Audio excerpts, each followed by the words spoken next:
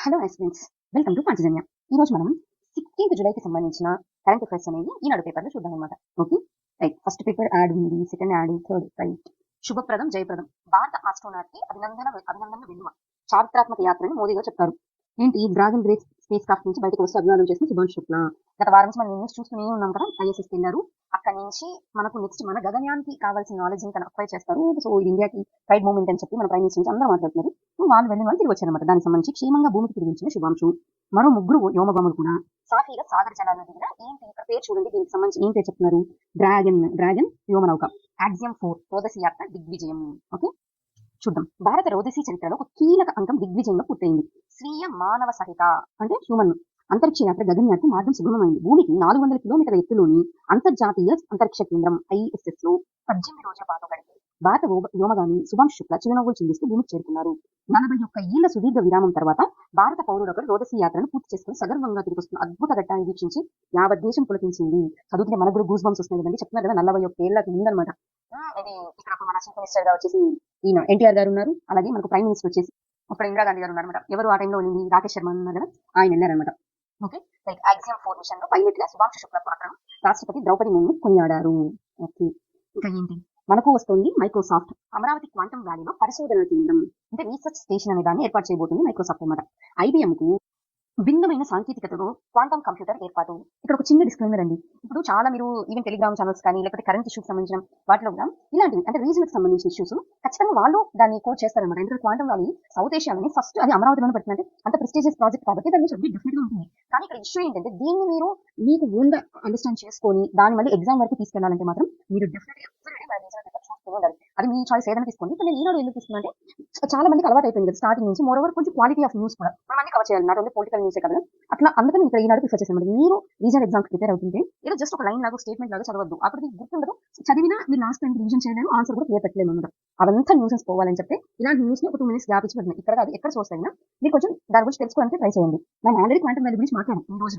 అది ఎవరు పెడతారని చెప్పాను, IBM పెడుతుంది అని చెప్పి ఆల్రెడీ మాట్లాడాం. దానికి సంబంధించి ప్లాన్ ఆఫ్ యాక్షన్ కూడా గత వారం రిలీజ్ అయిపోయింది. దాన్ని క్యాబినెట్ అప్రూవ్ చేశారు. ఇవన్నీ మనం రెగ్యులర్ గా ఫాలో అయ్యే అందరికీ తెలుసు. ఇప్పుడు కొత్తగా ఏంటి స్టెప్ అంటే మైక్రోసాఫ్ట్ రీసెర్చ్ సెంటర్ అనేది ఏర్పాటు చేయబోతున్నమాట. ఇది ఇంపార్టెంట్ అప్డేట్. నెక్స్ట్, కరువు సీమను ఆదుకోవడానికి బనకచర్ల. గోదావరిలో 90-120 రోజుల మిగులు జలాలు. చివరి రాష్ట్రంగా ఏపీకి వాటిని వాడుకునే హక్కు ఉంది అని మన సీఎం చెప్తున్నారన్నమాట. సరే, దీనికి హోంమంత్రి అమిత్ షాకు వివరించిన సీఎం చంద్రబాబు. నెక్స్ట్ ఏమంటున్నారు? ఏరోస్పేస్ చూడండి, కొత్త టర్మ్స్ వస్తున్నాయి. ఏరోస్పేస్ డిఫెన్స్ పరిశ్రమల ఏర్పాటుపై నీతి ఆయోగ్ సభ్యుడు సారస్వత్తో చర్చ. విశాఖ విజయవాడలో మెట్రో రైల్పై ఢిల్లీ మెట్రో MD భేటీ. మీకు గుర్తుంది ఈ ఏరోస్పేస్ డిఫెన్స్ కి సంబంధించి కర్ణాటకలో ఒక పొలిటీషియన్ కూడా దీనికి సంబంధించి ఎక్స్ప్లెనేషన్ ఇచ్చారు. మీరు కొంచెం పొలిటికల్ న్యూస్ కూడా ఫాలో అవుతుండండి. ఎందుకంటే ఆయన ఏమన్నారంటే అక్కడ ఉన్న అపోజిషన్ పార్టీ ఏమని చెప్తుందంటే, లేదు ఏపీ సీఎం గా చంద్రబాబు నాయుడు అయిన తర్వాత నాకు బెంగళూరులో ఎక్కువ సెంట్రల్ ఆర్గనైజేషన్స్ అని ఉన్నాయి కదా, BHL ఇలాంటి వాటిని ఆయన అక్కడ తీసుకెళ్ళిపోవాలని చూస్తున్నారు అన్నట్టు అలిగేషన్ చేశారు. మరి దానికి అక్కడ ఉన్న కర్ణాటక MP మినిస్టర్ ఆయన ఒక పబ్లిక్ మీటింగ్ లో ఒక ఓపెన్ స్టేట్మెంట్ ఇచ్చారన్నమాట.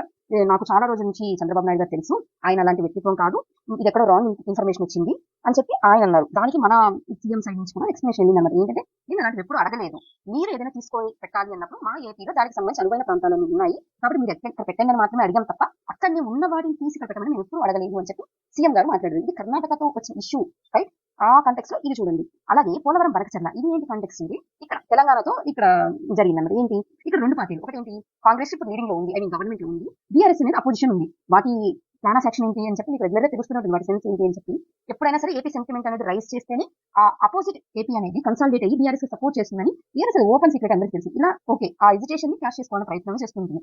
ఈ ప్రయత్నంలో భాగంగా ఇప్పుడు బనకచర్ల ప్రాజెక్ట్ అనేది ఏపీ అనేది ప్రపోజ్ చేసింది. కాబట్టి ఏపీ ఇలాంటి ప్రాజెక్ట్ ప్రపోజ్ చేయడం వల్ల తెలంగాణకి నష్టం జరుగుతోంది అని BRS దాన్ని ప్రోపగేట్ చేస్తే ఎవరికి మద్దతు పెరుగుతుందని ఆబ్వియస్లీ నాన్ ఏపీ వాళ్ళు ఎవరైతే ఉన్నారో వాళ్ళందరూ BRS కి సపోర్ట్ చేస్తారు. పైగా కాంగ్రెస్ టీడీపీకి ఫేవర్ చేస్తున్నాయి, ఏపీకి పార్టీ అనేది కన్నా స్టేట్స్ అనే ఫీలింగ్ ఎక్కువైపోయింది. కాబట్టి ఇది కాంగ్రెస్ వెళ్ళి ఆంధ్రాకి సపోర్ట్ చేస్తుంది అనే నెరేటివ్ బాగా వెళ్ళిపోయింది అనమాట గ్రౌండ్ లెవెల్ కి. ఇలాంటి కంటెక్స్ లో మీరు అబ్జర్వ్ చేయాలి, ఇలాంటి కంటెక్స్ లో ఈ మీటింగ్ అనేది జరిగింది. అందువల్ల ముగ్గురు ఎవరు గమనిస్తే ఈ ఏపీ నుంచి ఒక పార్టీ వెళ్ళింది, అలాగే టీఎస్ నుంచి ఒక పార్టీ వెళ్ళింది. ఈ ఇద్దరికి కలిపి పెట్టిన మీటింగ్ ఎక్కడ సెంట్రల్ లో ఏపీ నుంచి వెళ్ళింది టీడీపీ, టీఎస్ నుంచి వెళ్ళింది కాంగ్రెస్, అక్కడ సెంట్రల్ లో ఉండేది BJP. కాబట్టి ఈ ముగ్గురు స్టేట్మెంట్స్ ఎంత బ్యాలెన్స్ ఉన్నాయో మీరు అబ్జర్వ్ చేయాలి. కాబట్టి ఈ న్యూస్ ఇది ఏపీ పాయింట్ ఆఫ్ వ్యూ మాట్లాడుతుంది. మీరు ఇదే పాయింట్ కాంగ్రెస్ తెలంగాణలో చూస్తే అసలు బనకచర్ల గురించి మేము మాట్లాడితే కదా మీకు దాని గురించి రిపోర్ట్ ఇవ్వాలి అని చెప్పి సీఎం చెప్పారన్నమాట. మరి బీజేపీకి సంబంధించి ఎవరు ఒక సహాయ మంత్రి మన బండి సంజయ్ గారు ఆయన ఏం మాట్లాడుతున్నారు? ఇద్దరు సీఎంలు మాట్లాడితే కదండి మేము ఏమైనా మాట్లాడతాము, వాళ్ళిద్దరు ఏం మాట్లాడకపోతే మేము ఎలా చెప్పాలి దాన్ని అని చెప్పి ఎవరి కోర్టులో బాల్ లేకుండా ఎవరికి తగ్గట్టు వాళ్ళు హ్యాపీగా దాన్ని ఇష్యూ చేస్తున్నారు. కాబట్టి గణకచరణ అనేది చాలా చాలా కాంప్లికేటెడ్ టాపిక్ అనమాట. మీరు నేర్చుకోవాల్సింది ఎగ్జామ్ పాయింట్ ఆఫ్ వ్యూలో మనం ఏపీ రిప్రజెంట్ చేస్తున్నాం కాబట్టి ఏపీ ఏం చెప్తుంది, ఏపీ గవర్నమెంట్ అదే స్టాండ్ మన స్టాండ్ అయింది. సెకండ్ థింగ్ ఏంటంటే లైక్ డిస్క్రిప్టివ్ ఎగ్జామ్ రాసేటప్పటికి వచ్చేసి గణకచరణ ప్లాన్ ఏంటి, దాని థీమ్ ఏంటి అన్నది మాట్లాడాలి. ఓకే, ఈ రెండు గుర్తుపెట్టుకొని వచ్చే న్యూస్ అన్నింటి ఇలాగే కవర్ చేస్తూ వెళ్ళండి. సరే, వైకల్ప పాలనలో ఆర్థిక వ్యవస్థను కేంద్ర ప్రభుత్వం సహకారంతో గాలిలో పెడుతున్నాం. ఇప్పటికీ ఆర్థిక వనరుల పరంగా తీవ్రమైన కొరత ఎదుర్కొంటున్న కేంద్రం నుంచి మరింత సహకారం అందించాలి అని చెప్పి చంద్రబాబు కోరారు. మాక్సిమం ఏం కోరుతామండి, మన ఏపీకి ఏం కావాలి, డైరెక్ట్ గా ఇప్పుడు మన స్టూడెంట్ మనం ఏం కోరుకుంటాం, మనకి ఐఏఎస్ లేకపోతే DC ఇలా కావాలి. అలాగే మన స్టేట్ ఏం కోరుకుంటుంది, దానికి ఫైనాన్షియల్ రిసోర్సెస్ లేవు. ఎందుకంటే ఏపీ స్టేట్ పుట్టుకతోనే రెవెన్యూ డెఫిసిట్ ఉంది. మీకు రెవెన్యూ డెఫిసిట్ అంటే గుర్తు రావాలి, revenue expenditure minus revenue income, అంటే ఎక్స్పెండిచర్ ఎక్కువ ఉంది బట్ ఇన్కమ్ అంత లేదు. మరి గవర్నమెంట్ ఎట్లా రన్ చేయాలి, అందులో ఇక్కడ క్యాపిటల్ డెఫిసిట్ గురించి మాట్లాడుతున్నామా లేకపోతే రెవెన్యూ డెఫిసిట్ మాట్లాడుతున్నామా? రెవెన్యూ డెఫిసిట్ అసలు FRDM యాక్ట్ ఏమని చెప్తుంది, జీరో ఉండాలని చెప్తుంది. కానీ మనకు ఇంత లోటుపై వచ్చాం, మరి ఎట్లా రెవెన్యూ డెఫిసిట్ లాస్ లో ఉంది అంటే నీ పాలన సమర్థవంతంగా లేదు అని చెప్పి ఒక ఇండికేషన్ అనమాట. ఎప్పుడైనా మీరు గమనిస్తే 2025 మేలో జరిగిన group one prelims group one mains తీయండి APSC, second question third question deficits మీద అడిగినారు అనమాట. ఓకే, అంత ప్రాధాన్యం ఉంది డెఫిసిట్స్ కి, అదేదో ఒక సింగిల్ లైన్ లో నేర్చుకోకుండా దాన్ని ప్రాక్టికల్ లెవెల్ అప్లై చేస్తూ మీరు నేర్చుకోవడం ట్రై చేయండి. సో రెవెన్యూ డెఫిసిట్ అనేది మనకు చాలా లోటు ఉంది కాబట్టి మనం ఆబ్వియస్లీ ఫైనాన్షియల్ రిసోర్సెస్ అడుగుతాం అనమాట. ఎందుకంటే మన రోజువారీ పరిపాలన కష్టంగా మారింది. సరే, ఇంకా ఏంటి, భారత డెంగ్ జియాఓపింగ్ ఆయన ఆర్థిక విధానాలు దేశ ముఖ చిత్రాన్ని మార్చాయి. అఫ్కోర్స్ ఎల్పీజీ రిఫార్మ్స్ ఎవరు తీసుకొచ్చారంటే నరసింహారావు గారే కదా, ఆ ఫలాన్ని ఇప్పుడు మనమంతా అనుభవిస్తున్నాం. భారత రత్న పివి నరసింహారావు స్మారకోపన్యాసంలో ఏపీ ముఖ్యమంత్రి చంద్రబాబు. నెక్స్ట్, పోలవరం బనకచర్లపై చర్చే ఏకైక అజెండా, నేటి సీఎంల భేటీకి ప్రతిపాదించిన ఏపీ, చర్చ అసంబద్ధం అంటూ తెలంగాణ లేఖ. అబ్జర్వ్ చేశారా, ఆ రాష్ట్రం నుంచి 9 అంశాలు చూద్దాం. నెక్స్ట్, మిథున్ రెడ్డికి బెయిల్ నిరాకరణ. యాంటిసిపేటెడ్ బెయిల్ కోసం వెళ్ళారు కదా ఈ లిక్కర్ స్కామ్, దాంట్లో మరి ఏం చేస్తారో చూద్దాం. మహిళా ఎమ్మెల్యేలపై ఏంటా మాటలు, నిన్న వేమిరెడ్డి ప్రశాంత్ గారిని నల్లపరెడ్డి ప్రశాంత్ కుమార్ రెడ్డి గారు అన్నారు కదా, దాని మీద మాట్లాడారు. నెక్స్ట్, నేటి నుంచి 3 రోజుల పాటు రాష్ట్రంలో ఓ మోస్తరు వర్షాలంట. అన్ని రంగాలకు విస్తరించడమే కాదు, పాలనా పగ్గాలు మేమే చేపట్టే రోజు వస్తుంది, అదే మాట్లాడుతారు లక్ష్యం అంటే ఏ దినోత్సవం. నెక్స్ట్, శుభప్రదం జయప్రదం, దాని గురించి ఎక్స్టెన్షన్ అనమాట. మనం చూసారు 1984లో రాకేష్ శర్మ రోదసి యాత్ర చేశాక భారత వ్యోమగామి ఒక యాక్సియాన్ వెళ్ళిందని, శుభాన్ శుక్లా వెళ్ళారని, అంత పాటు 3 వెళ్ళారని, ఈయన పైలట్ అర్హతతో వెళ్ళారని అన్ని తెలుసండి అందరికీ. మరి దీని మీద MCQ క్వశ్చన్ ఎలా ఫ్రేమ్ చేయొచ్చు అని తెలుసుకొని మనం ప్రిపేర్ అవ్వాలి ఎగ్జామ్కి, అక్కడే మనకి మిగతా వాళ్ళకి డిఫరెన్స్ వస్తుంది. నెక్స్ట్, కరువు సీమను ఆదుకోవడానికి బనకచర్ల. ఇలాంటి స్టేట్మెంట్ ఇస్తేనే అనమాట మిగతా వాళ్ళందరూ ఏం అడుగుతుందంటే, ఈవెన్ రాయలసీమ హక్కు సంఘాలు కూడా అడుగుతున్నాయి, మరి రాయలసీమ ఎత్తిపోత పథకం ఉంది కదా, మీరు ముందు అది కంప్లీట్ చేయండి అని చెప్పి వాళ్ళు, CPI వాళ్ళు ఆల్రెడీ ఉన్న ప్రాజెక్ట్స్ కంప్లీట్ చేయించారని వాళ్ళు అడుగుతున్నారు. కొంచెం ఈ స్టేట్మెంట్స్ అనేది కొంచెం మార్చి చెప్తే బాగుండు, ఎందుకంటే ఇది ఫస్ట్ రాదు కదా రాయలసీమకి ఇచ్చేది. నెంబర్ ఆఫ్ ప్రాజెక్ట్స్ ఆల్రెడీ తీసుకొచ్చారు, లైక్ తెలుగుగా కానీ అన్నమయ్య ప్రాజెక్ట్స్ ఇలాంటివన్నీ. అన్నమయ్య అంటే మన ఫ్రెండ్స్ లో పోయింది అనుకోండి, కొంచెం చూసుకొని ఇవ్వాలి స్టేట్మెంట్స్. నెక్స్ట్, డిగ్రీలో సింగిల్ మేజర్ సబ్జెక్ట్ విధానం, ఇంటర్న్షిప్ 20 నుంచి మన ప్రభుత్వం ఆదేశాలు ఇచ్చింది. బీసీలు రెచ్చగొట్టేందుకు పేర్ని నాని కుట్ర, శాసన మండలిలో చీఫ్ విప్ పంచమర్తి అనురాధ ధ్వజం. చూద్దాం ఒకసారి. బీసీ మహిళలను రాజకీయాల్లోకి లాగి కులాల మధ్య చిచ్చు పెట్టి రాష్ట్రంలో శాంతి భద్రతలు దెబ్బతీయాలని పేర్ని నాని చేసిన ప్రయత్నం విఫలమైందని శాసన మండలిలో legislative council chief whip Panchamarthi Anuradha. మీకు గుర్తున్నారండి ఈ పంచమర్తి అనురాధ ఎవరో? అప్పుడు ఎమ్మెల్సీ ఎలక్షన్ జరిగింది, అవునా, 4 క్యాండిడేట్స్, యాక్చువల్లీ 4 వైసీపీకి వచ్చి ఉండాలి. కానీ ఫస్ట్ టైం అనమాట, అంటే అధికార పక్షంలో ఉన్న వాళ్ళు వాళ్ళ ఎమ్మెల్సీ స్థానాలు వాళ్ళు గెలవలేకపోవడం. ఎవరు అంటే ఈ పంచమర్తి అనురాధ గారు టీడీపీ తరఫున నిలబడ్డారు, ఈవిడ గెలిచారనమాట. ఫస్ట్ టైం అప్పుడు వైసీపీలో కూడా స్టేట్ మొత్తం మీద రాజీనామాలు స్టార్ట్ అయ్యాయి. ఫస్ట్ ఎవరండి చెప్పింది, ఆనం రామనారాయణ రెడ్డి గారు అనుకుంటా, నెల్లూరు ఈ డిస్ట్రిక్ట్. తర్వాత శ్రీధర్ గారు, అలాగే శ్రీధర్ బాబు గారు. నెక్స్ట్ ఒక ఆవిడ కూడా ఉన్నారు కదా, ఆవిడ అరుణ గారు సంథింగ్ ఏదో పేరు ఉంటుంది, ఆవిడ గారు అనమాట. వాళ్ళు ముగ్గురు సపరేట్ చేశారని ఫస్ట్ టైం వాళ్ళని డిస్క్వాలిఫికేషన్ కి రికమెండ్ చేశారు ఆవిడ అనమాట, ఈ పంచమర్తి అనురాధ గారు. అది బెడ్స్ కొట్టడంతో పిచ్చికి మాట్లాడుతున్నారు మండిపడ్డారు. మంగళగిరిలో టీడీపీ కేంద్ర కార్యాలయంలో మంగళవారం ఆమె విలేకరులతో మాట్లాడారు. భూస్థాపితం కాబోయే వైకాపాను మళ్ళీ పైకి తేవాలని ఉద్దేశించి పేర్ని నాని కృష్ణా జిల్లాను ఎంచుకున్నారు. చంద్రబాబు ప్రవేశపెట్టిన 34% రిజర్వేషన్ స్థానిక సంస్థల ఎన్నికల్లో తగ్గించి 16,800 మంది బీసీలు నాయకులుగా ఎదుగుకుండా చేసిన మీకు బీసీల గురించి మాట్లాడే అర్హత ఎక్కడ ఉంది? మొన్న నానిగారు ఈవిడ జడ్పీ చైర్మన్ గారి మీద కుట్ర కొట్టించారు, ఇది లోకేష్ మీద తోసైంది, అట్లాంటి ఒక కాల్ కటింగ్ బయటకు వస్తుంది గుర్తుంటే. దాని గురించి బీసీ సంఘాలను మాట్లాడుతున్నారు. అంటే అండి, ఒక బీసీ కష్టం జరిగిందని ఇంకో బీసీతో మాట్లాడేశారు, ఒక రెడ్డిని ఇంకో రెడ్డితో దిగేసారు. ఇది కామన్ అయిపోయింది ఏ పార్టీ ఉన్నా సరే. కాకపోతే వాంటెడ్ కాకుండా ఏం జరుగుతుందో చూస్తూ మనమైతే ఎగ్జామ్కి ఏం కావాలో ఆ పాయింట్స్ పికప్ చేసుకుంటూ వెళ్ళాలి. నెక్స్ట్, దేశవ్యాప్తంగా ఇంటి నెంబర్లు ఒకేలా ఉండాలి. స్పెషల్ ఇన్సెంటివ్ రివిజన్ ఉద్దేశాన్ని ప్రజలకు స్పష్టంగా చెప్పండి. ఇది పౌరసత్వ తనిఖీ కాదని భరోసా కల్పించండి. కేంద్ర ఎన్నికల సంఘానికి తేలిక ప్రతిపాదన. తేలిక ఏం సూచించిందో చెప్దాం, ఎందుకంటే ఇవే మనం రికమెండేషన్స్ కింద రాసుకోవచ్చు అనమాట. అందుకని రైట్, ఏం చెప్పిందో చూద్దాం. ఓటర్ల జాబితా తయారీలో లోపాలను గుర్తించడానికి ఏటా కాగ్ ఆధ్వర్యంలో థర్డ్ పార్టీ ఆడిట్ నిర్వహించాలి. డూప్లికేషన్లు, ఎక్కువ మంది ఒకే నెంబర్తో 2 దగ్గర వేస్తుంటారు. వలసలు, ఇక్కడి నుంచి ఇంకో దగ్గరికి వెళ్ళిపోయి చనిపోయిన వారి ఎంట్రీలను గుర్తించడానికి ఈ ఆధారిత టూల్స్ వినియోగించాలి. చాలా చాలా మంచి పాయింట్ ఇది. దేశవ్యాప్తంగా ఓటర్లందరికీ విశిష్ట ఓటర్ గుర్తింపు కార్డులు ఇవ్వాలి. వ్యక్తిగత గోప్యతలు పాటిస్తూనే ఆధార్తో ఓటర్ కార్డులు క్రాస్ వెరిఫికేషన్ చేయడానికి అనుమతి ఇవ్వాలి. జాబితాల సవరణలో గుర్తింపు పొందిన అన్ని పార్టీలకు చెందిన బూత్ లెవెల్ ఏజెంట్లను భాగస్వామ్యం చేయాలి. ముసాయిదాలను బూత్ స్థాయిలో అందుబాటులో ఉంచి రియల్ టైం వెరిఫికేషన్ కు అవకాశం ఇవ్వాలి. జాబితాలో చేర్చిన, తొలగించిన వివరాలు, అందుకు కారణాలను వెల్లడిస్తూ ECI వెబ్సైట్ లో జిల్లాల వారీగా ప్రకటించాలి. ఓటర్ల ఫిర్యాదులు పరిష్కారాలు తెలుసుకోవడానికి రియల్ టైం డాష్ బోర్డ్ ను అందుబాటులోకి తేవాలి. మంచి కాన్సెప్ట్ కదండి. రియల్ టైంలో ఉంటే అది ఉందా లేదా అని మనం అప్పుడే చూసుకుంటాము, ఉంది లేదు అంటే అప్పటికి కూడా వెళ్తాము. అట్లా విధి నిర్వహణలో నిర్లక్ష్యం, అధికార దుర్వినియోగానికి పాల్పడిన ఎన్నికల అధికారులపై చర్యలపై కాల పరిమితి ఉండాలి. ఓటర్ల జాబితాకు సంబంధించి అపరిష్కృతంగా ఉన్న రాజకీయ ఫిర్యాదుల పరిష్కారానికి ఈసీఐ ఆధ్వర్యంలో రాష్ట్ర స్థాయిలో ఒక అంబుడ్స్మన్, చూసారా ఈ వర్డ్స్, అందుకనే వీళ్ళ సూచన చదవండి అని చెప్తున్నా. ఇలాంటివి మన రికమెండేషన్ స్థాయిలో రాయాలి, బాగుంటుంది. సరే, ఇంకా ఏమన్నారు? తాజాగా ధృవీకరించిన జాబితాలో పేరు నమోదు చేసుకున్న వారిని ప్రత్యేక కారణాలుంటే తప్ప మళ్ళీ అర్హత ధృవీకరించుకోవాలని అడగకూడదు. సుప్రీంకోర్టు తీర్పు ప్రకారం జాబితా నుంచి పేర్లు తొలగించాలనుకుంటే ముందస్తు విచారణ తప్పనిసరిగా చేపట్టాలి. చూసారా ఓటర్కున్న రైట్స్ ఎట్లా కాపాడాలో చెప్తున్నారు. ఇప్పుడు మనం ఏంటంటే కదండి, సడన్ గా మనం ఓటు వేయడానికి వెళ్ళి మీ ఓటు లేదంటే మనం మాత్రం హక్కు కాదు అసలు, మన డ్యూటీని మన హక్కుని ఇంకొక ఎలా తీసుకుంటారు. ఓటర్ జాబితాలో పేర్లపై ఫిర్యాదు చేసినప్పుడు ఆ ఆరోపణ నిరూపించాల్సిన బాధ్యత అక్కడున్న ఈఆర్ఓ లేదంటే అభ్యంతరం పెట్టిన వ్యక్తులదే తప్ప ఓటర్ది కాకుండా చూడాలి. ఆంధ్రప్రదేశ్ లో సీజన్ల వారీగా వలసలు ఉంటాయి. అందువల్ల స్పెషల్ ఇన్సెంటివ్ రివిజన్ చేపట్టేటప్పుడు మొబైల్ బిఎల్ఓ యూనిట్లను మోహరించాలి. వలస కార్మికులు, నిర్వాసిత కుటుంబాలు జాబితా నుంచి తొలగించకుండా ఉండేందుకు వారి తాత్కాలిక చిరునామాలను పరిగణలోకి తీసుకోవాలి. ఏ ఓటర్ పేరునైనా తొలగించేటప్పుడు అందుకు కారణాలు చెప్పాలి, తగిన నోటీస్ ఇవ్వాలి, బాధితుల అభిప్రాయం వినేందుకు అవకాశం ఇవ్వాలి. ఎన్నికల సిబ్బంది తనిఖీకి వచ్చినప్పుడు ఎవరైనా డాక్యుమెంట్ సమర్పించలేకపోతే వారికి దశల వారీగా అవకాశం ఇవ్వాలి అని చెప్పి సూచించారనమాట. ఒక్కొక్క రికమెండేషన్ చూడండి ఎంత డెప్త్ ఆఫ్ నాలెడ్జ్ తో ఉందో. సో ఇలాంటివి మన రికమెండేషన్స్. నెక్స్ట్, మామిడి వివాదం వెనుక సిండికేట్స్. ఈ చెప్పాను కదా, ఇక్కడేమో గవర్నమెంట్ ఉంది, ఇటు సైడ్ ఏమో ఫార్మర్స్ ఉన్నారు, మధ్యలో ఎవరున్నారు? ఈ గుజ్జు వ్యాపారులు ఉన్నారు. విషయం అంతా ఇక్కడ జరుగుతుంది అనమాట. విలీన గ్రామాలకు సంబంధం లేకుండా మున్సిపల్ ఎన్నికలు ఎన్నున్నాయండి? మొత్తం ఏపీలో 110 మున్సిపల్ యూఎల్డీస్ ఉన్నాయి. ఎరువులు, పురుగు మందుల దుకాణాల్లో తనిఖీలంట. ఉత్పత్తుల విక్రయాలు నిలిపివేత. నెక్స్ట్, విశాఖ నుంచి పోర్టుబేర్ ముంబైలోకి విమాన సర్వీసులు. చూడండి, SRM 18-19 జాతీయ గ్రీన్ హైడ్రోజన్ సదస్సు. గ్రీన్ హైడ్రోజన్ కూడా వెయిటేజ్ ఇస్తున్నాం మనం. ఎంత ఏంటంటే క్వాంటమ్ వాల్యూ ఒకటి, స్పేస్ సెంటర్స్ ఒకటి, గ్రీన్ హైడ్రోజన్ ఒకటి. ఏపీ చాలా ప్రతిష్టాత్మకంగా తీసుకున్న ప్రాజెక్ట్స్ అండి. సిట్ చేతిలో బ్రాండ్ వాయిస్ రికార్డు అనామక, ఇది లిక్కర్ స్కామ్ కి సంబంధించిన అప్డేట్ అండి. ఇక డిజిటల్ ఏపీ చూద్దాం. ఇది మనకు అవసరమైన టాపిక్. ఏంటి డిజిటల్ ఏపీ? రాష్ట్రాన్ని డిజిటల్ విలేజ్ గా మార్చేందుకు ప్రభుత్వ ప్రణాళిక. ఈ స్టేట్మెంట్ చూసారా ఏమంటున్నారు? Digital village. కంక్లూషన్ లో ఇలా వర్డ్స్ యూజ్ చేసుకుంటే మంచి మార్క్స్ పడతాయి అనమాట. సరే, ఫైబర్ నెట్ ద్వారా సాంకేతిక విస్తరణ. కేంద్రం నుంచి 2781 కోట్లు, ప్రైవేటుకు ఫైబర్ నిర్వహణ. చూద్దాం ఏమంటారు. రాష్ట్రాన్ని డిజిటల్ విలేజ్ గా మార్చేందుకు ప్రభుత్వం ప్రణాళిక రూపొందించింది. మారుమూల గ్రామాలకు అంతరాయం లేని ఇంటర్నెట్ కేబుల్ సదుపాయాలను అందుబాటులోకి తీసుకురానుంది. విద్యార్థులకు ఆన్లైన్ కోర్సులు, వర్క్ ఫ్రం హోమ్ చేసే వారికి హై స్పీడ్ ఇంటర్నెట్ సేవలను అందుబాటులోకి తెచ్చేందుకు వీలుగా ఈపీ ఫైబర్ నెట్ ను బలోపేతం చేయనుంది. ఇందుకు కేంద్ర రాష్ట్ర ప్రభుత్వాలు సుమారు 3000 కోట్లు ఖర్చు చేయనున్నాయి. ఇప్పుడు 10-15 కిలోమీటర్ల లైన్ మండల కేంద్రాల నుంచి గ్రామాలకు వేస్తే నెట్ సేవలు అందుతాయి. ఇందుకు ఇప్పుడు ప్రతి గ్రామంలోనూ ఏమంటారు, ఆప్టికల్ టెర్మినల్ లైన్ OLT వేస్తారు. దీని నుంచి కేబుల్ నెట్ సేవలు ప్రజలు పొందే అవకాశం ఉంటుంది. గ్రామ పంచాయతీలు అందించే సేవలను రియల్ టైంలో RTGS ద్వారా తెలుసుకునే వెసులుబాటు ఉంటుంది. కేంద్రం నుంచి 2781 కోట్లు అంటున్నారు.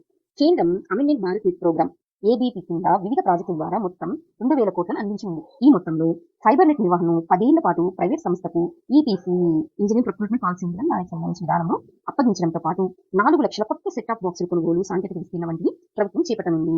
రాష్ట్ర ప్రభుత్వం ఏటా సుమారు 80 కోట్లు ఖర్చు చేయాల్సి ఉంటుంది. మూలధన వ్యయం కింద మౌలిక సదుపాయం కల్పించేందుకు ప్రభుత్వం 432 కోట్ల ఖర్చు చేయనుందంట. భారత్ నెట్ ఫేజ్ 1 కింద ఏమేమి జిల్లాలు ఉన్నాయో చూడండి.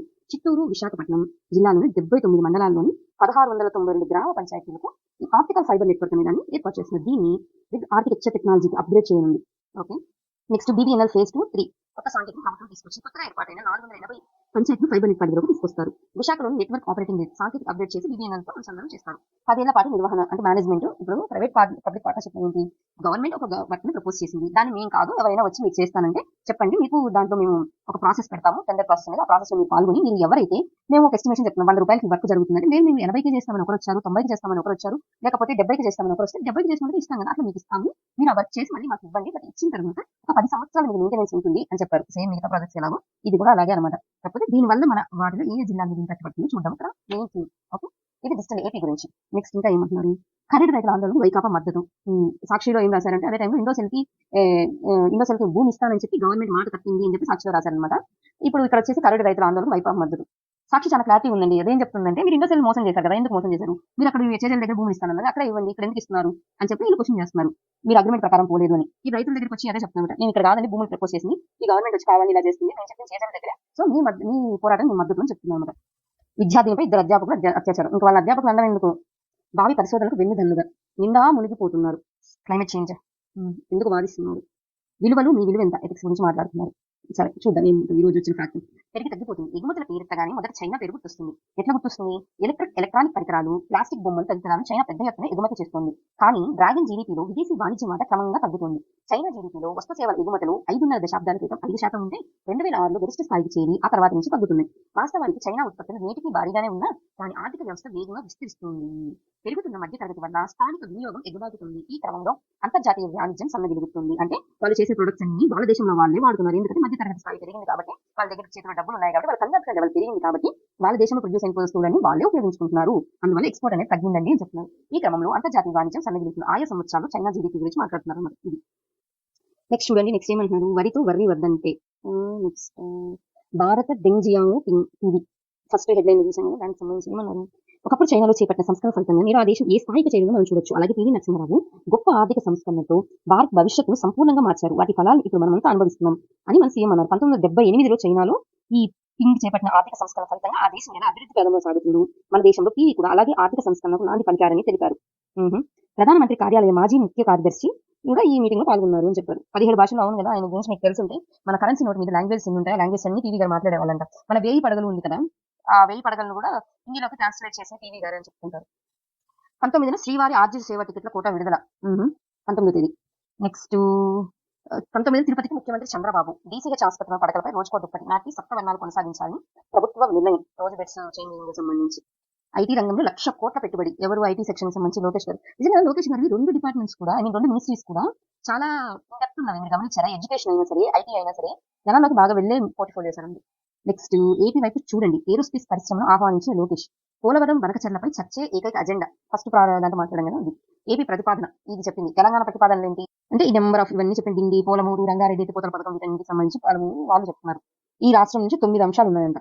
చర్చ అసంబద్ధం అంటే తెలంగాణ ఆల్రెడీ గవర్నమెంట్ ఇచ్చింది. కృష్ణా ట్రిబ్యునల్ గడువు మరో ఏడాది పొడిగింపు. ఏంటో చూద్దాం. జస్టిస్ బ్రిజేష్ కుమార్ ఆధ్వర్యంలో నడుస్తున్న కృష్ణా జల వివాద ట్రిబ్యునల్ 2 గడువును వచ్చే ఏడాది జూలై 31 వరకు పొడిగిస్తూ కేంద్ర జలశక్తి ఆల్రెడీ జీవో జారీ చేసింది. ఈ ఏడాది ఆగస్టు 1 ఈ ట్రిబ్యునల్ గడువు ముగుస్తున్న నేపథ్యంలో కేంద్ర ప్రభుత్వం ఈ నిర్ణయం తీసుకుంది. అంతర్జాతీయ జల వివాద చట్టంలోని సెక్షన్ 5 సబ్సెక్షన్ 3 కింద ఉన్న అధికారాలను ఉపయోగించి కృష్ణా ట్రిబ్యునల్ తన తుది నివేదికను సమర్పించే గడువును ఈ ఏడాది ఆగస్టు 1కి బదులు 2026 జూలై 31కి పొడిగిస్తున్నట్టు మన జలశక్తి తెలిపిందనమాట. ఏమేమి స్టేట్స్ ఉన్నాయి దీంతో? మహారాష్ట్ర, కర్ణాటక, ఆంధ్రప్రదేశ్ మధ్య కృష్ణా జలాల పంపిణీ కోసం 2004 ఏప్రిల్ 7న ఏర్పడిన ఈ ట్రిబ్యునల్ 2010 డిసెంబర్ 30న తన ఫస్ట్ రిపోర్ట్ ఇచ్చింది. ఇందులో రాష్ట్ర ప్రభుత్వం వ్యక్తం చేసిన అభ్యంతరాలపై విచారణ జరిపి 2013 నవంబర్ 29న రెండో నివేదికను కేంద్ర ప్రభుత్వానికి సమర్పించింది. అబ్జర్వ్ చేయాలి, 2010 కానీ 2013 కానీ ఆ టైంలో సమైక్యాంధ్ర అలాగే ప్రత్యేక తెలంగాణ ఈ మూవ్మెంట్స్ అన్ని ఫిక్స్ లో ఉన్న టైం.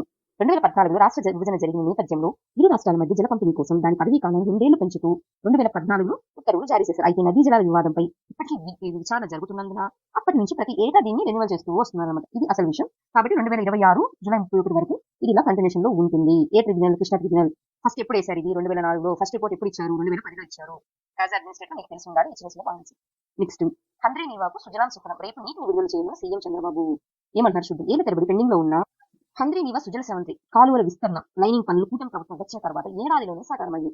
14-19 మధ్య ముఖ్యమంత్రిగా చంద్రబాబు ఉండగా ఈ పనులు ప్రారంభమై జగన్ హయాంలో మూలన పడిన మళ్లీ ఇన్నాళ్ళు పూర్తయ్యాయి. 100 రోజుల్లోనే తొలి దశలో కాలువల విస్తీర్ణ పనులు పూర్తి చేశారు. ఈ కాలువ ప్రవాహ సామర్థ్యాన్ని పెంచారన్నమాట. 3850 క్యూసెక్లు. ఫలితంగా రాయలసీమ జిల్లాలకు పూర్తి స్థాయిలో 40 టీఎంసీలు మళ్లించే ఆస్కారం వచ్చింది. అంటే ఎన్ని టీఎంసీలు ఇవ్వబోతున్నారండి రాయలసీమ జిల్లాలకి? 40 టీఎంసీలు. ఇంతకు ముందున్న ప్రవాహ సామర్థ్యం కన్నా అదనంగా 16,000 క్యూసెక్లు మళ్లించే వీలు కలిగింది. ముఖ్యమంత్రి చంద్రబాబు ఈ నెల 17న చూడండి, ఈసారి ప్రోగ్రామ్ తెలుసు. ఈ నెల 15న నంద్యాల జిల్లా నందికొట్కూరు మండలం మాల్యాల పంపింగ్ స్టేషన్ నుంచి హంద్రీ నీవాకు నీళ్లు విడుదల చేయనున్నారు. ఈ విషయం క్లారిటీగా తెలుసుండాలి. నెక్స్ట్ న్యూస్ ఏంటి? ఛాంపియన్ గురించి కవర్ చేస్తున్నారు. నెక్స్ట్ ప్రపంచ విద్యార్థులకు అందుబాటులో ఢిల్లీ క్యూఎస్ జాబితా వెల్లడి. ఏమంటున్నారు? ప్రపంచంలో విద్యార్థులకు అనుగుణంగా ఉండే అగ్రస్థాని 130 నగరాలు మన దేశంలో ఢిల్లీ, ముంబై, బెంగళూరు, చెన్నైకు చోటు దక్కింది. జీవన వ్యయం పరంగా ఢిల్లీ నగరం అన్ని దేశాల విద్యార్థులకు అత్యంత అందుబాటులో ఉందని లండన్ నుంచి వెలువడిన 2026 ఉత్తమ క్యూఎస్ విద్యార్థుల నగర జాబితా వెల్లడించింది. ఈ 4 నగరాల ర్యాంకులు మునుపటి కంటే మెరుగుపడ్డాయి. ఏంటి ఆ 4 నగరాలు అని మనకు గుర్తుండాలి. ఏంటి? 15 స్థానాలు ఎగబాకి 98కి చేరింది ఢిల్లీ ఒకటి, అలాగే బెంగళూరు, చెన్నై. నెక్స్ట్ ఇంకేమైనా చెప్పుకున్నారో చూద్దాం. ముంబై. ఈ 4 దగ్గర మనకు మంచి రేటింగ్ అనేది జరిగింది. మరి వరల్డ్ లో ఎట్లా? ప్రపంచంలో విద్యార్థులకు ఉత్తమమైన నగరంగా సియోల్ అవతరించింది. వరుసగా 6 ఏళ్ల పాటు తొలి స్థానం నిలిచిన లండన్ 3వ స్థానంతో సరిపెట్టుకుంది. మొత్తానికి మనకు సంబంధించిన ఢిల్లీ, చెన్నై, బెంగళూరు, ముంబై ఇవన్నీ అయితే మాత్రం డెవలప్ అయ్యాయి అన్నమాట. ఓకే. ఎన్సీఆర్టీ పుస్తకాలు దేశ విజ్ఞాన చరిత్ర ఓకే. అంటే మన ఇస్రోకి సంబంధించిన సక్సెస్‌ఫుల్ స్టోరీస్. పిల్లలకు ఇన్‌స్పిరేషన్ ఉంటది కదండీ. నెక్స్ట్ ఏడీపీఎస్సీ వల్ల నిద్రలేమితో అనర్థాలు చివరి నిమిషంలో ఉరిశిక్ష వాయిదా. నిజంగా ఒక్కసారి ఆమె ప్లేస్‌లో ఉండి మీరు ఫీల్ అవ్వండి. ఇంకొక క్షణంలో మన ప్రాణం పోతుంది అన్నప్పుడు వచ్చి ఎవరో ఒకరు వచ్చి కాపాడితే ఆ టైంలో వాళ్ళే దేవుడైతారు. చూద్దాం లాస్ట్‌కి. ఇది బట్ టెంపరరీనే కదా! పర్మనెంట్‌గా ఏదైనా ఒక సొల్యూషన్ తీసుకొస్తారేమో చూద్దాం. రష్యా ఇంధనం కొంటే 500% సుంకం తప్పదు. భారత్‌కు మరోసారి అమెరికా హెచ్చరిక. 500% అంట. 200 కూడా 500. రష్యాతో వ్యాపారాన్ని కొనసాగిస్తే భారత్ సహా ఇతర దేశాలపై 500% సుంకాలను విధిస్తామని అమెరికా మరోసారి హెచ్చరించింది. చైనా, భారత్, బ్రెజిల్ ఇతర దేశాలు రష్యా నుంచి చౌకగా చమురు, గ్యాస్ కొనుగోలు చేస్తున్నాయని, ఈ దేశాలు యుద్ధ పరిస్థితులను ఆసరాగా చేసుకుంటున్నాయని ఆరోపించింది. రష్యాకు సహాయం చేసే దేశాలపై 500% వరకు సుంకాలు విధించాలి. రష్యా ఉక్రెయిన్ యుద్ధాన్ని ముగించడానికి అంతిమ అవకాశం చైనా, భారత్, బ్రెజిల్ వంటి దేశాలపై సుంకాలు విధించడమే. రాబోయే 50 రోజుల్లో శాంతి ఒప్పందం కుదరకపోతే రష్యాపై 100% సుంకాలను అమలు చేయాలని అధ్యక్షుడు ట్రంప్ నిర్ణయాన్ని గౌరవిస్తున్నారంట. మంచిది, గౌరవించండి. ఒకరి బాగా వ్యక్తీకరణ ఒకటి ఆలోచించండి. ఇప్పుడు మన నుంచి ఏమంటారు మన ఎక్స్పోర్ట్స్ ఇప్పుడు ఇండియా నుంచి ఎక్స్పోర్ట్ జరిగింది. వాటి మీద అయ్యగారు 500% ఇస్తారు. బట్ అవన్నీ డిమాండ్ ఉంది ఖచ్చితంగా అమెరికాలో. వాళ్ళకి ఎసెన్షియల్ కమోడిటీ అనుకోండి. అప్పుడు ఏం చేస్తారు వాళ్ళు ఖచ్చితంగా దాని ప్రోడక్ట్ ని పర్చేస్ చేస్తారు కదా. పర్చేస్ చేస్తే అప్పుడు ఎవరికి నష్టం అండి? మీ దేశ పౌరులే కదా. ఇన్ఫ్లేషన్ పెరిగిందని మళ్ళీ మిమ్మల్ని క్వశ్చన్ చేస్తారు. ఇది అసలు అయ్యేదా? ఇది బెదిరించడం అంటే అదే చెప్తారు చూడండి. కొట్టి వాడే చెప్పి నేను మందు పూస్తారంట ఉంటుంది. ఒకరి భావ వ్యక్తీకరణ స్వేచ్ఛ మరొకరి హక్కును హరించరాదు. ఎగ్జాక్ట్లీ. నాకు స్వేచ్ఛ ఉంది కదా అని చెప్పి రాత్రిపూట పోయి రోడ్ల మీద న్యూసెన్స్ చేస్తారా? మిగతా వాళ్ళకి ఏం హక్కులు ఉండవా? వాళ్ళకు కూడా ఉంది కదా రైట్ టు స్లీప్. సామాజిక మాధ్యమాల్లో పరుష వ్యాఖ్యల కట్టడికి మార్గదర్శకాలు రూపొందించింది సుప్రీం. ఇంతకు ముందు మీకు ఐటీ లా తెలిసి ఉంటే ఐటీ లాలో సెక్షన్ 66A గురించి జియా Singhal versus union of India అని చెప్పి బాల్ ఠాకరే వీళ్ళ ఠాకరే ఫ్యామిలీకి సంబంధించిన కేసు ఒకటి జరిగింది గుర్తుందా? ఆ టైంలో సుప్రీంకోర్టు మనకు మాట్లాడే హక్కు ఉంది, ఆ సెక్షన్ ని తీసేయండి అని మాట్లాడారు సుప్రీంకోర్టు. ఈ రోజు మీరు మాట్లాడేటప్పుడు మీరు కూడా వాళ్ళు జాగ్రత్తగా పెట్టుకొని మాట్లాడండి అన్నట్టు మాట్లాడుతున్నారు. అంటే మన వాళ్ళు ఎంత మిస్యూజ్ చేస్తున్నారో అర్థం చేసుకోవచ్చు. 19(1) ఉందండి. Article 19(1), article 19(1) article 19(2) reasonable restrictions ఉన్నాయి. ఇది మనకే ఒక సివిక్ డ్యూటీ లాగా ఉండాలి. భద్రతా సవాళ్ళకు దీటుగా ఏంటి ఎస్సీఓ ఏమంటున్నారు? కట్టుదిట్టమైన రక్షణ సమకూర్చుకున్నారు. ఎవరు చెప్తున్నారు? జింకే. భద్రతా పరంగా ఎదురవుతున్న సవాళ్లను ముప్పును ఎదుర్కొనేలా షాంఘై సహకార సంస్థ ఎస్సీఓలోని దేశాలు తగిన వ్యవస్థను మెరుగుపరుచుకుని తిరుగులేని రక్షణ కవచాన్ని తీర్చిదిద్దుకోవాల్సిన అవసరం ఉందని చైనా అధ్యక్షుడు షీ జిన్పింగ్ అభిప్రాయపడ్డారు. కూటమి ఏర్పడిన 24 ఏళ్ల కాలంలో షాంఘై స్ఫూర్తి నిలబెట్టుకుంటూ వస్తోందని, ఎంతో పరిపక్వతతో వ్యవహరిస్తోందని చెప్పారు. మంగళవారం చైనాలోని ఎస్సీఓలో సభ్య దేశాల విదేశాంగ మంత్రులు గమనించాలి. విదేశాంగ మంత్రుల సమావేశంలో ఆయన ప్రసంగించారు. దానికంటే ముందు మన జయశంకర్ గారు మాట్లాడారనమాట. ఏం మాట్లాడారు చూద్దాం. ప్రపంచంలో నెలకొని ఉన్న కల్లోల పరిస్థితులు, మారుతున్న పరిణామాలను దృష్టిలో పెట్టుకుని ఎస్సీఓ విశ్వాసంతో, సమర్థవంతంతో పనిచేసి స్థిరత్వాన్ని, సానుకూల శక్తిని ప్రపంచంలో నింపేందుకు పాటుపడాలని పిలుపునిచ్చారు. సభ్య దేశాలను సుసంపన్నమయ్యేలా ఉమ్మడి భవితవ్యాన్ని కలిసికట్టుగా పనిచేసేలా చూడాలని చెప్పారు. సంప్రదింపులు కలిసి పంచుకోవడం ద్వారా ఆర్థిక ప్రపంచీకరణ ప్రయోజనాలు అందరికీ లభిస్తాయని చెప్పారనమాట. ద్వైపాక్షిక సంబంధాలపై జయశంకర్ చర్చ. ఈ మధ్యన మనకు గుర్తున్న దళైలామా ఇష్యూ గురించి మన కిరణ్ రిజిజు మినిస్టర్ గారి మీద, అలాగే మన మోడీ గారిని, నెక్స్ట్ జయశంకర్ గారు, ఇట్లా ఒక్కొక్కటి కౌంటర్ వస్తుంది. ఈ టైంలో ఈ మీటింగ్ అనేది జరిగింది కాబట్టి కొంచెం ప్రాధాన్యత ఉంది. ఎందుకంటే గాల్వాన్ లోయనప్పటి నుంచి మన ఇద్దరికి కొంచెం ఇష్యూస్ అనేవి సరిగ్గా లేవు కదా. అందుకని వర్గపూర్లు హింస కాల్పుల విరమణ ప్రకటించిన సిరియా. విభిన్న పరిణామాల నేపథ్యంలో సిరియా రక్షణ మంత్రి ఈ న్యూస్ ని ప్రకటించారు. వర్గపోరుతో నెలకొన్న ఉద్రిక్తత నడుమ స్వీడా ప్రావిన్స్ కీలక నగరంలో ప్రభుత్వ దళాలు అడుగుపెట్టిన కొంతసేపు తర్వాత ఈ ప్రకటన విడుదలైంది. ఏమని? పొరుగున ఉన్న ఇజ్రాయెల్ మళ్లీ ఆ ప్రాంతంపై దాడులు మొదలుపెట్టింది. బుస్రా, అల్ హరీ నగర ప్రముఖులతో కుదిరిన ఒప్పందం మేరకు ఇకపై కాల్పులకి తాము ప్రతిస్పందిస్తామని తెలిపారు. స్థానిక తెగల మధ్య పోరు, అపహరణలు, దాడుల నేపథ్యంలో భద్రతా బలాలకు, సాయుధ బలాలకు మధ్య కొన్ని రోజులుగా కాల్పులు జరుగుతూనే వస్తున్నాయి. సిరియా నగరంలో దళాలు వెళ్ళినప్పుడు సిరియా సైనిక కేంద్రంపై ఇజ్రాయెల్ దాడి చేసింది. నెక్స్ట్ ఇదండి. మొత్తానికైతే సీజ్ ఫైర్ జరిగింది అనేది అయితే మనకు క్లారిటీ ఉండాలి. ప్రపంచ కురవృద్ధ మార్గన్ అథ్లెటిక్స్ ఫౌల్ సింగ్ దుర్మరణం అంట. 114 సంవత్సరాలు. కార్టూనిస్ట్ హేమంత్ కు అరెస్ట్ నుంచి రక్షణ. సామాజిక మాధ్యమాలలో ఎవరినైనా ఏదైనా అనేస్తున్నారని, అటువంటి వారి కట్టడికి ఏదో ఒకటి చేయాలని సుప్రీంకోర్టు అభిప్రాయపడింది. మీకు మనకు కానీ రైట్ టు ఫ్రీడమ్ వీటికి సంబంధించి గవర్నమెంట్ అనేది రిస్ట్రిక్షన్స్ పెడుతుంది. సో ఆ రిస్ట్రిక్షన్స్ కరెక్టేనా అని గవర్నమెంట్ ని సపోర్ట్ చేయండి, లేకపోతే గవర్నమెంట్ క్రిటిసైజ్ చేయండి అన్నా, లేకపోతే మనలో మనకే ఒక క్లారిటీ ఉండాలి, ఎథిక్స్ అనేది ఫాలో అవ్వాలి, ఒక కమెంట్ చేస్తే ఎదురు వాళ్ళ రైట్స్ కూడా మనం కన్సిడరేషన్ తీసుకోవాలి, ఎథికల్ పాయింట్ ఆఫ్ వ్యూ అడిగినా ఇది చాలా చాలా బెస్ట్ ఎగ్జాంపుల్ అవుతుంది ఇంకా రాబోయే ఎగ్జామ్స్ లో అండి. ఇలాంటి మీరు కరెంట్ ఇష్యూలో ఉన్న అప్డేట్స్ అనేది రాస్తే చాలా చాలా మంచి మార్క్స్ వస్తాయి. ఎందుకు ఈయన మీకు గుర్తుందా? ప్రధాని మోదీ ఆయన మీద ఏం జరిగింది ఒకసారి చూసి తర్వాత మాట్లాడుతుంది. ప్రధాని మోదీ ఆర్ఎస్ఎస్ కార్యకర్తలపై అభ్యంతర కార్టూన్ వేశారని ఆరోపణలు ఎదుర్కొంటున్న కార్టూనిస్ట్ హేమంత్ మాలవీయ కేసు విచారణ సందర్భంగా మంగళవారం న్యాయస్థానం ఈ వ్యాఖ్యలు చేసింది. భావ వ్యక్తీకరణ స్వేచ్ఛను దుర్వినియోగం చేయవద్దని హెచ్చరించారనమాట. ఎందుకు అంటే ఈయన ఇలా కార్టూన్ చేశారు, ఇవి వాళ్ళ మనోభావాలు దెబ్బతీశాయి కదా. మీకు రైట్ ఉంది, మీ కార్టూన్ లో ఒక ఎక్స్ప్రెషన్ చూపించడం అనేది 19(1) లో అది రైట్ టు ఫ్రీడమ్ కింద వస్తుంది. కానీ అది ఎంతవరకు ఎదుటి వాళ్ళ మనోభావాలు ఎంతవరకు దెబ్బతింటాయి అనేది కూడా ఇంపార్టెంట్ కదా అని చెప్పి ఇందుకు హేమంత్ గారిని సుప్రీంకోర్టు క్వశ్చన్ చేశారు అనమాట. దానికి సంబంధించి ఓకే మనకు తెలియాల్సింది ఈ కేస్ స్టడీ అనే దాన్ని మీరు కోట్ చేయండి ఎగ్జామ్ లో. రైట్. నెక్స్ట్ హిమాచల్ వేలలో యాపిల్ చెట్లు నరికివేతంట. క్షమాదానంతో గతంలో విడుదలైన పెట్టండి. ఇంకా యమన్ కి సంబంధించింది దానికి ముందు ఏమైనా జరిగాయని హిస్టారికల్ గా ఇచ్చారు. ఇది అధికారుల సమర్థన తీర్పును సమీక్షించడానికి పిటిషన్ విచారణ 31. అంటే కొంచెం వీటికంటే సపరేట్ గా ఒకటి పెట్టాలి. మీరు గమనిస్తే పిఎంఎల్ఏ చట్టం, మనీ లాండరింగ్ అని ఎన్ఫోర్స్మెంట్ ఈడీ కల్పించిన నిందితుల అరెస్టు, ఆస్తుల జప్తు అధికారాలను సమర్థించిన సుప్రీంకోర్టు తీర్పు 2022లో సమీక్షించాలని కోరుతూ ఈ పిటిషన్ అనేది దాఖలైందన్నమాట. దానికి సంబంధించి సుప్రీంకోర్టు ఏ డెసిషన్ తీసుకుంటుందో మనం ఫ్యూచర్ గా చూద్దాం. ఉగ్రవాది ముందస్తు విడుదలకు సుప్రీంకోర్టు నిరాకరణ. ఏంటి ఎవరి ఇష్యూలో ఇది కూడా మనకు ఒక మంచి కేసు లేదు. ముగ్గురు హత్యతో పాటు ఉగ్ర చర్యలకు పాల్పడని కేసులో దోషిగా శిక్ష అనుభవిస్తున్న గులాం మహ్మద్ భట్ను జైలు నుంచి విడుదల చేయాలని పిటిషన్ సుప్రీంకోర్టు తోసిపుచ్చింది. గత 27 ఏళ్లుగా జైల్లో ఉన్నాడనే కారణంతో విడుదల చేయాలన్న అభ్యర్థనపై ఈ సుప్రీంకోర్టు డెసిషన్ ఇచ్చింది. ఎందుకంటే టెర్రరిస్ట్ అటాక్స్ అనేది దాంట్లో ఇన్వాల్వ్ అయిందని చెప్తున్నారు. భారత్ లో సగానికి పైగా పిల్లలకు అన్నం టీకాలు చాలా చాలా చాలా ఇంపార్టెంట్ ఆర్టికల్ అండి. డెఫినెట్ గా దీన్ని కోట్ చేయండి. ఎందుకు ఇంపార్టెంట్ అంటున్నానంటే మొత్తం 9 దేశాలు ఇదే పరిస్థితి. ఎవరు చెప్పారు ఇది? మీరు నేను చెప్పట్లేదు. WHO, యూనిసెఫ్ చెప్తుంది. పిల్లలు అనగానే ఈ రెండు ఖచ్చితంగా కోట్ చేయండి. Okay right. ఏమంటారు చూడండి. గతేడాది ప్రపంచవ్యాప్తంగా 1.4 కోట్ల మందికి పైగా పిల్లలు ఒక టీకా కూడా అందుకోలేదని చెప్పి మన ఎవరు చెప్తున్నారు? ఐక్యరాజ్య సమితి ఆరోగ్య విభాగం వెల్లడించింది. 2023లో కూడా దాదాపు ఇదే పరిస్థితి నెలకొందని 9 దేశాలు సగానికి పైగా పిల్లలకు టీకాలు ఇవ్వలేదని పేర్కొంది. ఈ జాబితాలో భారత్ కూడా ఉండడం ఆందోళనకరం. ఇందుకు మనం చదువుతున్నాం ఈ అంశాన్ని. ఈ వివరాలతో WHO, యూనిసెఫ్ ఈ సంయుక్త ప్రకటనను విడుదల చేశారు. దీని ప్రకారం ఏంటి అంటే 2024లో ఏడాదిలోపు పిల్లలు దాదాపు 89% మందికి డిప్తీరియా, టెటానస్, అలాగే కోరింత ఊఫింగ్ కాఫ్ అంటారు కదా, అది టీకాల మొదటి డోసుని వేశారు. 2023లోనూ ఇదే పరిస్థితి శిశువులు ఎదుర్కొన్నారు. సగానికి పైగా అంటే 52% పిల్లలు, చాలా ఇంపార్టెంట్ ఉంటుంది, 52% పిల్లలు టీకాలకు నోచుకొని 9 దేశాల జాబితాలో భారత్ నిజంగా ఎంత పిచ్చి సిచ్యువేషన్ కదా. Nigeria, Sudan, Congo, Ethiopia, Indonesia, Yemen, Afghanistan పక్కన కూడా కూర్చున్నాం మనం. చాలా ఘోరం అండి అసలు. 2024 85%, 2023లో 84% మంది పిల్లలు దీంతో hepatitis B. Right. Okay.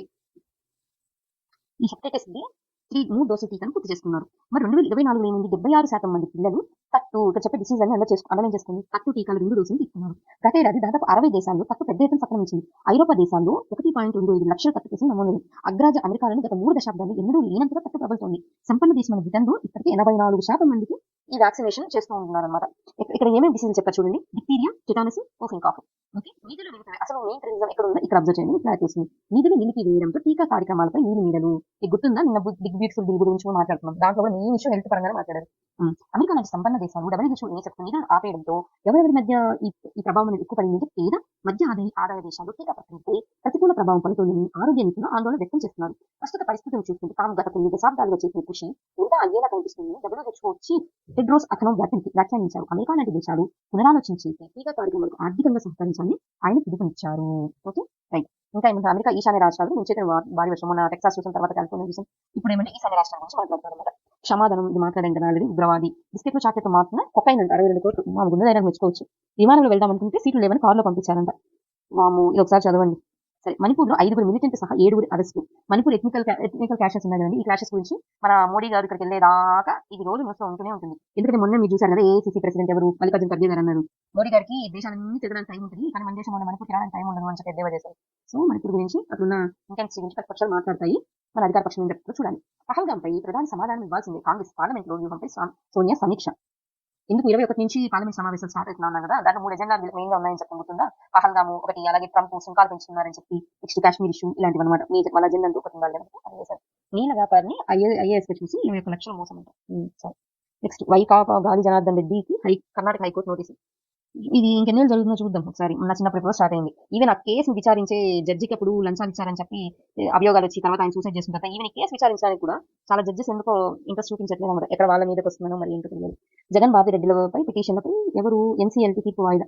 National commission law tribunal. ఇది సరస్వతి పవర్ అండ్ ఇండస్ట్రీస్ దాంట్లో షర్మిలకు రాశారని చెప్పి, లేదు అవి ఇచ్చేయమని చెప్పి, మొత్తానికి ఫ్యామిలీ ఇష్యూ కాబట్టి ఇక్కడ డిస్కస్ చేయట్లేదు. సరోజదేవి గారు చనిపోయారని చూసాను కదా.